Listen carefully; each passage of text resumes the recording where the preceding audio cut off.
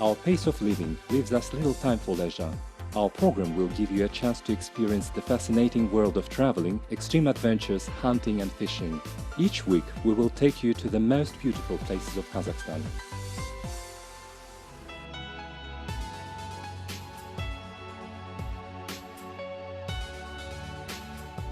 A week ago, we told you about the beginning of our expedition to the Eastern Kazakhstan region. During a few days, we managed to visit the origin of Bukhturma. The next point in the expedition is Lake Yazyvel. It's a mountain lake situated on the slopes of ridge Listyaga that starts where there is the highest peak of Altai, Mount Beluha.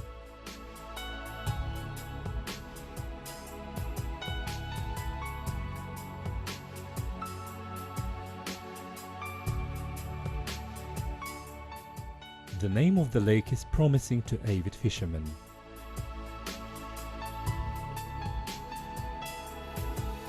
Lake Yazyvel relates to the recreational area of the Katon-Karagay National Park. Every year it is visited by up to 3,500 tourists. After the long and hard part of the expedition, we decide to have a rest on the shores of Lake Yazyvel too.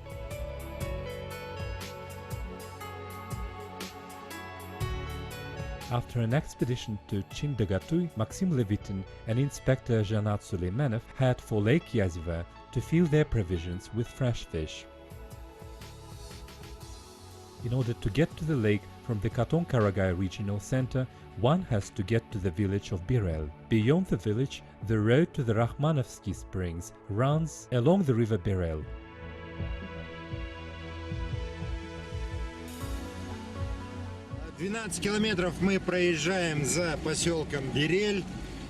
We've covered 20 kilometers and are driving past a signpost saying Karayrik and are now to turn left. In 100 meters we go past Bela Birel over a bridge. In a couple of kilometers there is Yazivka village. The Karayrik former Yazivka is situated not far from the estuary of the right inflow of the Birel and the Yazyvel rivers. We have been accosted by a charming inspector of the national park. Her name is Laura. She is checking our documents and then we'll head for Lake Yazyvel. On the way out of the village, we have to check out at the checkpoint of the national park. The ecological fee of 3,500 tenge is possible to pay in the office in Katon-Karagay or here at the checkpoint. We have just passed the checkpoint near the Yazyvel settlement. There is another 18 kilometers to Lake Yazyvel. The road runs through the mountains. In places we have to drive up the road, which is quite steep. On the lake shore, in a small resort area, there are guest houses with a banya. It is also possible to rent a catamaran. We can rent a catamaran for 250 tenge an hour and sail in the lake or go fishing in it.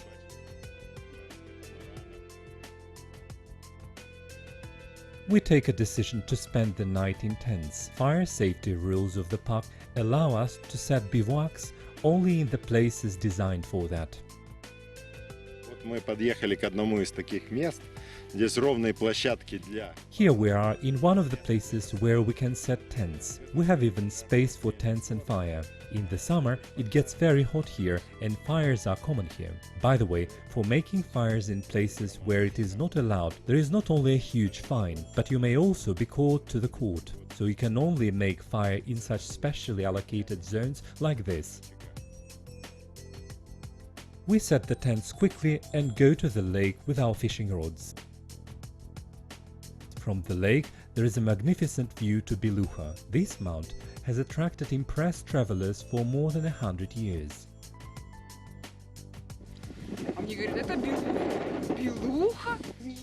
I've been told this is Beluha.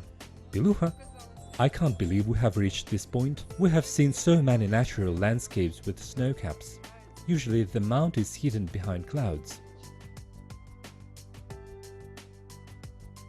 There were a lot of myths and legends related to this mount. All religions that have ever existed near Beluha associated Mount Beluha with a mystical sacred power. The ancient tribes of Altai that were followers of Tengrianism believed that on the peak of Mount Beluga, God Umai lived, and the malicious roe deer guards the mount from unwanted visitors.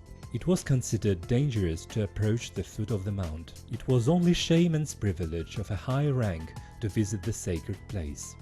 Now, the sacred mount seems to be friendlier. It lets any visitors approach its foot, anyone who is capable of reaching it on foot or on the horse for a few dozens of kilometers. But only experienced mountaineers can ascend the peak of the mount. Beluga is a dangerous mount.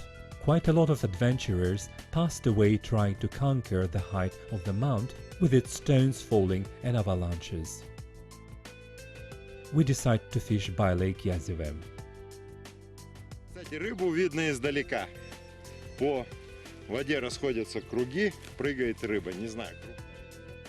The water is so clear that one can see fish. When the fish is jumping, there are white circles on the water. The name of the lake suggests that the eyed fish inhabits its waters. There is also trout and harius. We prepare quite simple fishing rods with floaters, sinkers and hooks. To attract the fish, we use corn and bread.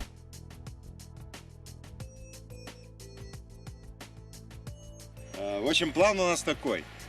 Сейчас мы попробуем на озере поймать езя. We have the following plan. Now we will try to catch the eyed, then we'll go down to the river to fish for harius. To catch eyed, one needs simple tackles. The simpler, the better.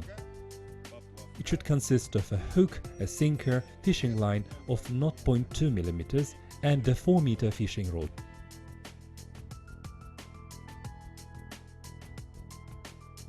The eyed bites both baits well. Here we have small-eyed fishes like this. Small fishes bite well and frequently. We'll take this catch. The maximum depth of the lake is 20 meters. Near the shore it's quite shallow, about 1.5 meters.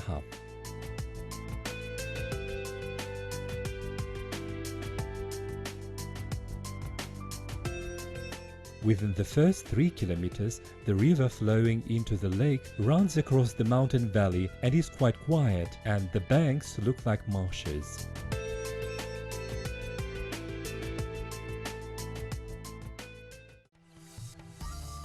The places for fishing sites are occupied by several groups of city fishermen. 2 families of avid travelers from Astana fish nearby.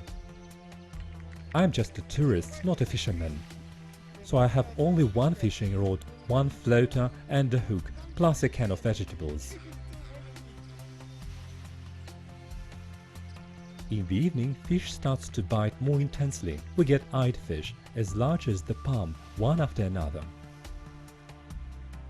We let go very small species of fish, as the fishing regulations do not allow to catch fish that hasn't grown to adult fish. We catch and take fish that is 200 grams and more. During 2 hours of the fish biting our baits, we get the whole bucket full of fish. We decide to make the traditional fish soup uha. The soup we cook is delicious, though the fish has a lot of bones, but it brings good flavor to the soup. We fry the rest of the fish, and the best fried fish turns out to be small-eyed fishes. Let's try it. I think uha is ready. По-моему, готово.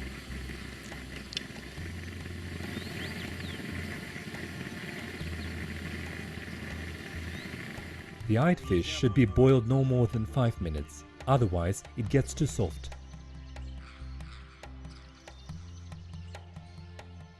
Maxim decides to go down the river to explore some of the area. Experienced fishermen say that down the stream one can catch large harius, but getting there is not an easy job. The floodplain lowland area along the river is covered with marshes. One can jump from one bump to another that can hold the human weight, but sometimes a person's feet may sink in the marsh water.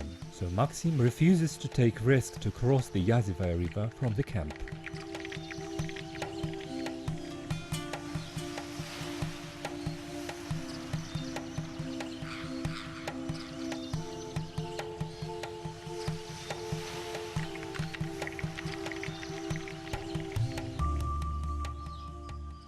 Из Язевого озера вытекает всего лишь одна река, Язевка.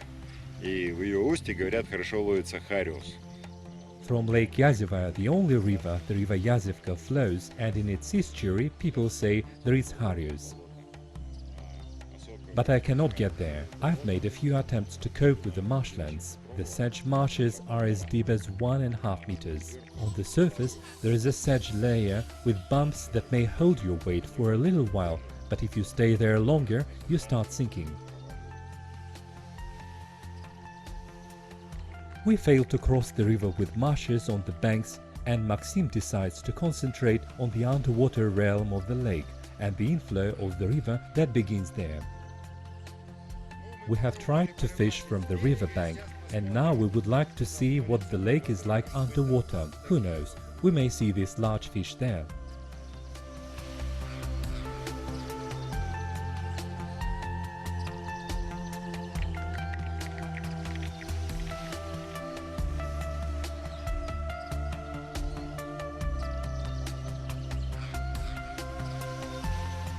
The water is not very transparent. The visibility is 3 meters. The eyed fish is very careful and doesn't let the diver approach itself.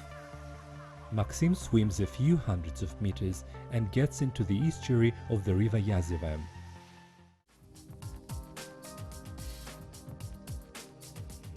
In 1.5 kilometers below the lake, the forest expands into the river. Walking through the thick wood is not easy either, but a lot easier than across the marshland.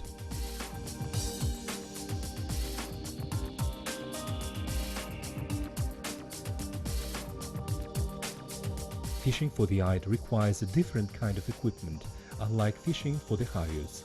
One has to have a longer fishing rod, preferably longer than 5 meters. The fishing line has to be no more than 0.2 millimeters across, with a variety of insect baits. The Harius is caught by letting the fly bait loose in the stream. The fly bait flows on the water surface as long as the fishing line allows. Then the fisherman has to recast the tackles. It is a little strange, but as soon as we apply the appropriate technique for catching the Harius, we start catching the eyed fishes again. These fishes bite well not only corn and bread, but also fly baits. In 2 hours of fishing, we have caught and let go no less than 3 dozens of eyed fishes, and not a single Harius. The rumors about the abundance of Harius fishes in the Yazeva River were exaggerated. We tried fly baits for a couple of hours and caught no Harius, but a dozen of eyed fishes. We are returning to the camp with no Harius. Later, we find out that the Harius can be found in this river only above the waterfalls, 3 kilometers below the origin. The Yazeva forms a cascade of waterfalls that are difficult to overcome for the Harius.